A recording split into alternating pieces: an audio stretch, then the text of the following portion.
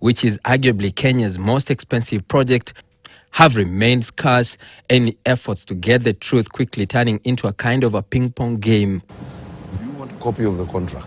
Yes, and that's what I wanted to say, to ask. Do you want a copy? Yes, I do. I will give it to you. And Kenyans as well, just so that...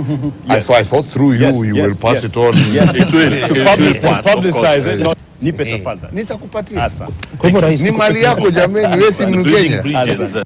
I spoke to everybody whom I thought was a person of influence, and none of them would tell me they have ever seen the SGR agreement. None.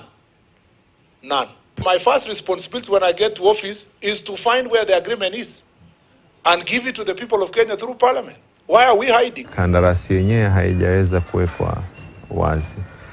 Tulijaribu kuitisha kama bunge, lakini ikaambiwa kwa iko katika mamlaka ya Wizara ya Fedha. The 480-kilometer standard gauge railway that runs from here, the port of Mombasa, to Nairobi, cost the taxpayer an arm and a leg, gobbling up about 327 billion shillings.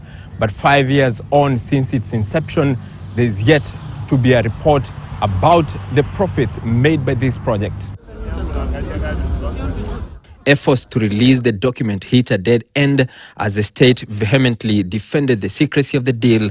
But the documents in our possession today has all you have ever wanted to know about SGR. On 29th May 2012, Kenya Railways sent out a letter of acceptance of the proposal by China Road and Bridges Corporation (CRBC) to undertake the SGR project.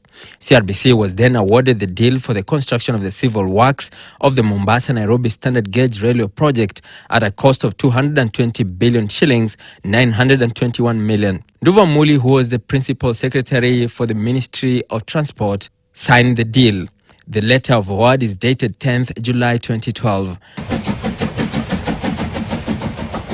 3 months later, another letter is sent for the supply and installation of the facilities, locomotives, and rolling stocks for